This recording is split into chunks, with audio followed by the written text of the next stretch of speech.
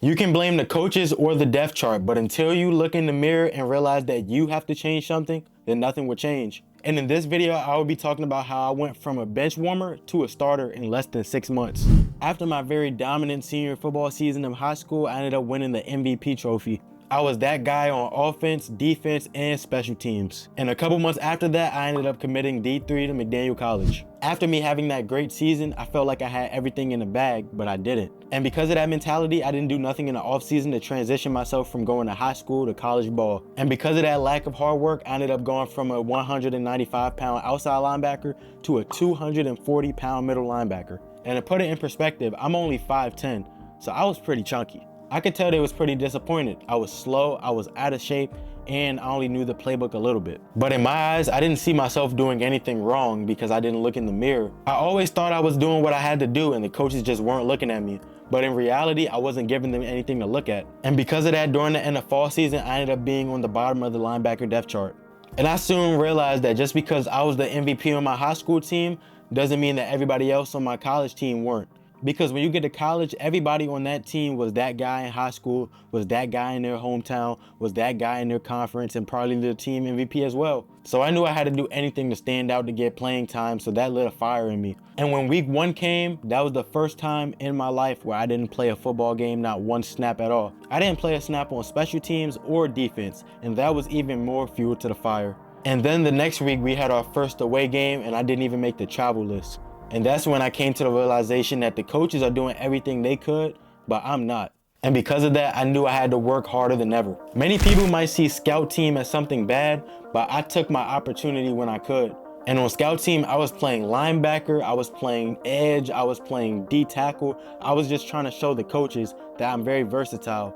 And when you're on a scout team, you're playing against the starting offense. So if the offensive coaches see you dominating against their starters, they're going to say something to the defensive coaches. And because of my size at the time, there were even talks about me getting moved to D-line. And of course, I was trying to do anything to play, so I didn't care. But my defensive coordinator had enough trust and faith in me to keep me at linebacker. And that hard work I did on scout team ended up getting me a job on special teams. And if y'all don't know, when you get a job on special teams, you're able to travel, which was my main goal, to at least make the travel list first, so that scratched the goal off my bucket list. My next goal was to actually play on the defense. As time went on, I kept grinding hard and hard until the coaches felt like they had to put me in. And because of that work ethic and the hard work that I put in, the coaches ended up putting me on a package. And that was a big milestone to me, even though I wasn't playing off-ball linebacker like I wanted to, and even though the package only gets ran in certain situations, I was at least playing, and that was all on my mind at the moment. And another thing I can say too is that when coaches put you on special teams, especially if you're a freshman,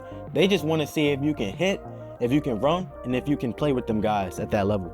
But there's still so much you can show them when you're not actually on the field and when you're just playing special teams. But every time I got on the field for that package, I always showed the coaches that I can play out here.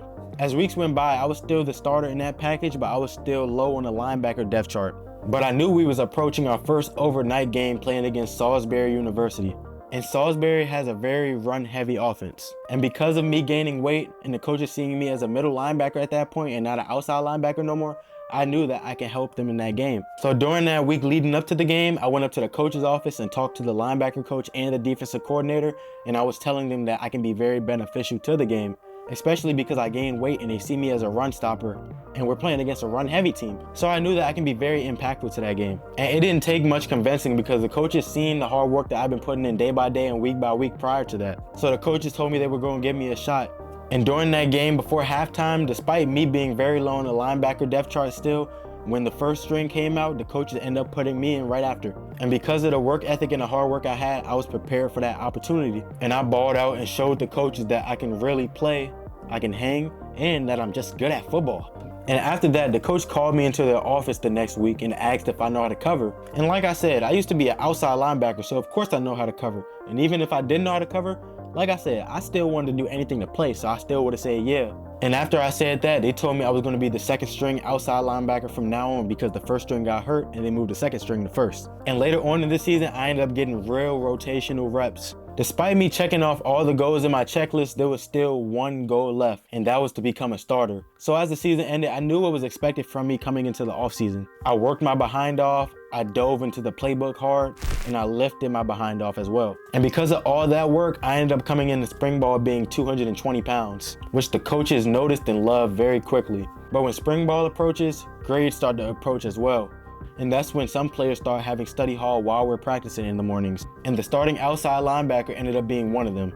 And because of that, I got thrown into the fire and ended up being the starting linebacker for spring. But because of all the hard work I put in and me studying the playbook despite me not playing a lot the prior season, I ended up balling out and showing the coaches that my potential is limitless. And after spring ball ended, the coaches told me the standard they had for me coming back for fall camp. So during the summer, I kept grinding, working until I couldn't anymore, which caused me to lose 10 more pounds. And I came into fall camp 210 pounds. And that showed the coaches how dedicated I was. And when we went into fall camp, I was the starter. And not only was I just the starter, I showed them that I was even better than I was in the spring. And even some of the guys that were first year players last year that now are moving up. Like, wait till you see what Kyreeshingler looks like now. Kyrie dropped 30 pounds from last year and actually ran the fastest shuttle time when we did times during camp. And all that hard work, grind, and dedication wouldn't have happened if I didn't just look in the mirror and realize that it's up to me to change. And me having a great fall camp as a starting outside linebacker